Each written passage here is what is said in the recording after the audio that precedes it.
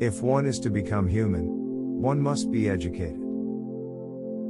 With the help of books, many become learned outside of school. Without books, no one is taught at school.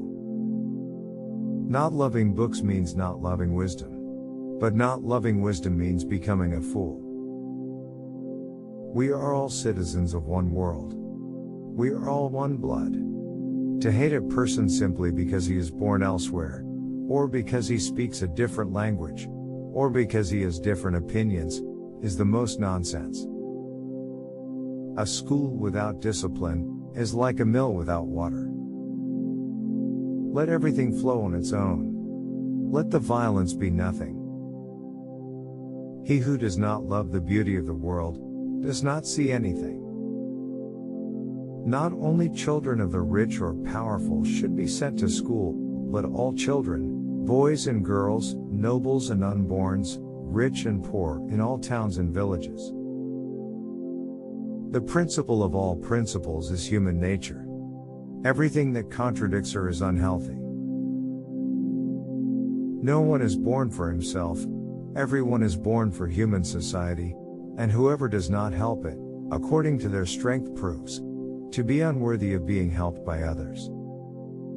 It is the invincible power of truth, if it is armed with the light of knowledge. We can trust those who have been obtained voluntarily, but never those who have been forced or deceived by deception. There's nothing more important in life than time. Who spends time spends his life. The basis of health and happiness is moderation in everything: food, drink and other bodily pleasures. That's the secret of old age. If you want to lose a friend, lend him money. Don't promise to do it. Don't brag that you did it, but let your deeds speak for you. If you can help anyone, help him. And even the whole world. It has long been said that serving and helping are the qualities of noble personalities. The art of governing is not based on strength or caution, but on wisdom. Be yourself the world. And don't look for yourself in the world. The only teacher worthy of the name is the one who arouses the spirit of free thought and develops a sense of personal responsibility.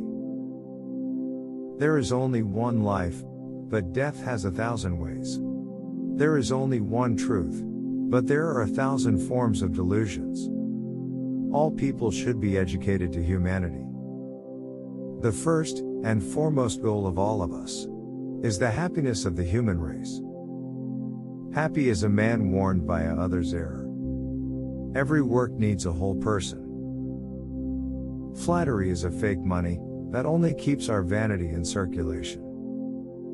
Let's keep thinking about how peace and tranquility can be maintained in all societies. Much can be learned in play that will afterwards be of use, when the circumstances demand it. What was good yesterday is not enough today, and tomorrow there will be little that meets our demands today.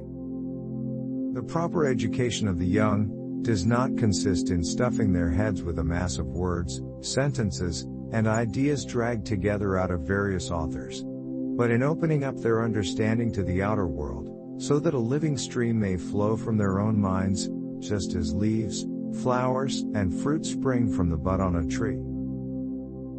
3 things give the student the possibility of surpassing his teacher: ask a lot of questions, remember the answers, teach. The saying, "He who teaches others, teaches himself," is very true, not only because constant repetition impresses a fact indelibly on the mind, but because the process of teaching itself gives deeper insight into the subject taught.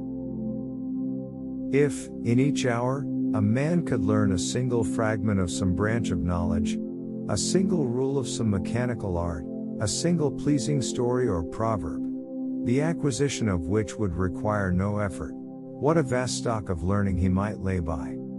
Seneca is therefore right when he says, "Life is long if we know how to use it."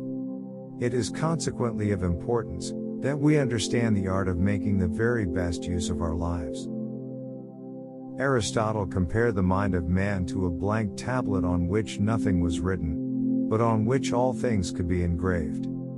There is, however, this difference, that on the tablet the writing is limited by space, while in the case of the mind, you may continually go on writing and engraving without finding any boundary, because, as has already been shown, the mind is without limit. Let us have but one end in view, the welfare of humanity, and let us put aside all selfishness in consideration of language, nationality, or religion.